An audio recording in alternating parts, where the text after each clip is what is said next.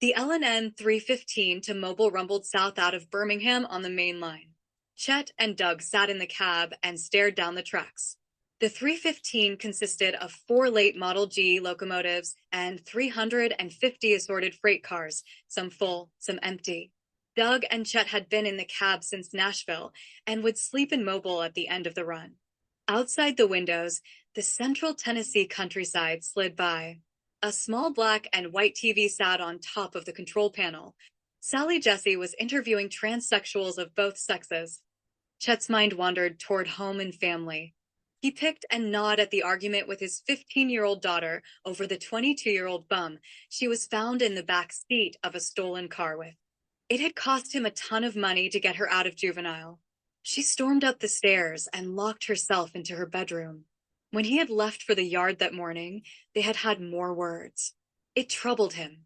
His wife, as usual, had abdicated total responsibility for her children's behavior. It was hard for a railroad man to raise a daughter. Between the schedule and the lack of help, Chet had no idea what to do. If he was strict, his wife undermined his discipline when he was away. If he was easy with her, she took advantage of him and got into trouble. At 36, Chet thought that he was too young to have grandchildren. It was only by luck that he didn't have any now. Chet was angry with the boyfriend. He knew what the bum wanted. It wasn't marriage and a family. It was something much more primal than that. Chet's feelings towards him were primal too, though of a different sort. He pictured his hands on his daddy's 10 gauge, pulling both triggers at once. He wanted to put that bum's entrails into another county. He wanted to keep his daughter safe. It bothered him that he couldn't do it from where he was sitting. He could see it. He knew that they were together. That bothered him more. Doug was asleep. He hadn't slept at home. He had a business to run.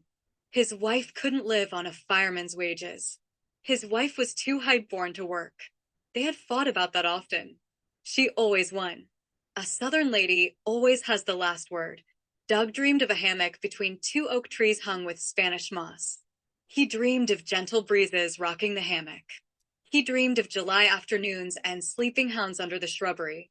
It was hot and noisy in the cab, but neither man noticed it, nor did either man care.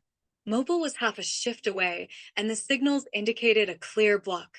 Next week would be Christmas, and if they had to work, then it would be at double time. It has been proven that if one keeps hens isolated from roosters, the hens will create the roosters themselves. The offspring of virgin birth is always male. It is that way for a reason. DNA must be shared and mixed to be properly enjoyed. One cannot and must not stay alone, as no one is separate anyway. Fred Katz's How to Be Happy, a manual. 6. When did you notice these feelings of ambiguity and confusion? I was about 6 or 7. I was playing with my brother and sister, and for some reason, that I don't rightly remember, we were all naked. I thought to myself how logically constructed she was. Nothing hanging out. I envied her for it. What do you mean by that? Just that she had nothing to injure on tree branches and bike frames, and it would be virtually impossible to catch herself in a zipper.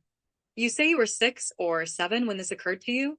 Yeah, and my brother and I talked about how nice it would be to be perfectly smooth with just a hole to pee through. Do you think that you are not the right sex? Of course not. Do you like women? Sure do. Do you consider yourself to be heterosexual? Absolutely. Then why do you think that you are sexually confused? When I was in elementary school, erections came at embarrassing moments. Those were the times I thought that being male wasn't worth the trouble. How so? Well, I got teased a lot because I was almost always having to get up and move around during these times, and I didn't know how to deal with the bulge in my pants. You say you got teased? Yeah, and it sucked. Describe the teasing. Well, they'd call me Boner. They'd chant Benny's got a girlfriend, or worse, Benny's got a boyfriend. They'd keep it up for the rest of the week. Did you have feelings for any of the girls in your class? I had feelings for most of them. There was this redhead that I just totally lost it for. She had a way of walking across the room that made me crazy. It was all in the hips. Then there were the freckles that went up her legs until they disappeared under her skirt. Did she respond to you? Yeah, until her mother noticed. After that, she kept a discreet distance. I still think about her. She has been married twice and widowed twice. The first one was killed in Nam, and the second had a massive coronary on the golf course. I was married and couldn't do anything about it either time. You sound discouraged. Face it, discouraged is only the beginning. The courtship rituals in this culture are a total mystery to me. I find the dating scene frightening. My first marriage exploded in my face, and the second one is leaking badly and threatening to sink. I have no clue as to what my wife wants out of marriage, except maybe financial support. I haven't had real meaningful sex since the first wave at Vicksburg. It wouldn't matter to her if I had genitals or not. She doesn't use them. She prefers my pubic arch. By the time I can function, she's done. Strangely enough, I get some pleasure out of it and could get by that way just fine if I were perfectly smooth with just a hole to pee through. I see. The urologist freaked out when I said that. I know.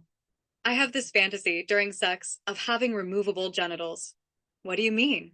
Put them on when I'm naked in public, but take them off when I'm naked alone.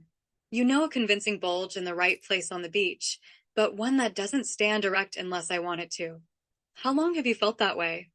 I guess always. Always? In the locker room after gym class in high school, someone threatened to make a girl out of me. Inside, I got excited and was disappointed when the coach showed up and broke up the fight. You were disappointed? In 1965, the Weekly World News had an article about a Christopher/Christine Jorgensen in Denmark. The article gave me an instant direction. Sexually, it was more exciting to me than all the pornography that I had ever seen. The idea that he could muster the courage to have his genitals surgically removed and a vagina installed when no one had ever done it before totally excited me. My heart beat faster and my palms started to sweat. I never got that reaction from any pornography, paper, tape, or film. That is quite a reaction. I think about it during sex. What else do you think about? I think about Lorena Bobbitt. You know, she made one big mistake. What was that? She should have put it in the microwave and turned it on. Then she should have put it on a roll with mustard and served it to him. Why? He wouldn't have been able to get it fixed. What would you do if that scenario happened to you? I'd eat the hot dog. You'd what? Yeah, I'd eat it. There's no way it could be reattached, and it would be a unique experience to eat my own flesh, and I have no fear of such mutilation as I would welcome the freedom from pressure to perform in certain ways. Besides, if I didn't grant a divorce and stayed around, the act would be its own punishment. Imagine not being able to get that certain once a month itch scratched ever again and know that you alone are responsible. Don't you have sympathy for John Wayne Bobbitt? Well, maybe some envy for being in a situation that I fantasize about, and a lot of contempt for his being such an asshole and driving his wife to that level of anger. You mean that you would trade places with him? In a New York minute. Are you serious? Sure. I've seen pictures of her. She's a fox. She emasculated her husband. All my life, I have sought out dangerous women. I married two of them. In the back of my mind, I fantasize about just such a thing. After all, a drone bee is emasculated by the act of sex with the queen. The drones fight for the right to make that flight. The only benefit I've seen from my genitals is the urinal. If I had an artificial penis, I'd share it with the wife so she could use the urinal too. Did you ever experience any anxiety about castration? Not really. In fact, I've always hoped that it would happen when I'm conscious and alert. After all, one can only be castrated once. You would do it for the experience?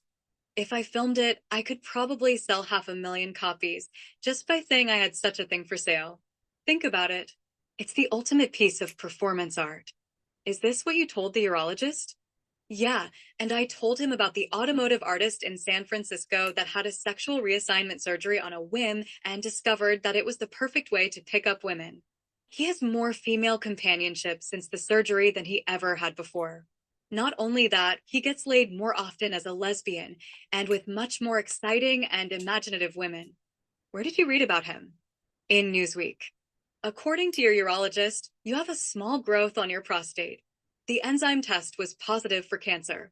So was the backup test. He recommended the procedure that was used on Bobby Riggs. Then you told him to take everything and leave a vagina. Is that right? Sure is. It would also be a good attachment point for a prosthesis. The prosthesis could have a ball end that fit inside to hold it in place and a tube to fit in the urethra, so it would be functional. It could be made erect by simple pressure on the ball end. The possibilities for interesting sex would be endless as it could be shared. You make an interesting case for that procedure.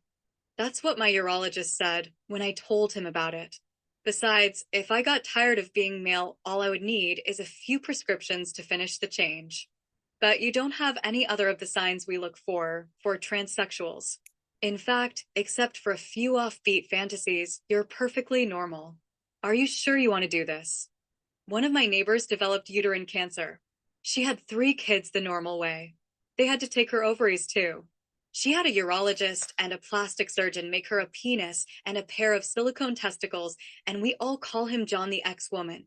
He laughs about it because he got Aetna to pay the freight. He still lives with his husband and they are happy. They go out together and pick up chicks. Their children accept it and enjoy watching it. John the X-Woman really knows how to please a woman too. On a hot summer night, I've heard total ecstasy coming from their apartment. Is that the only transsexual you've known? No, I watched a young boy that worked in housekeeping at a car dealer in Nashville go through the whole process, counseling and all.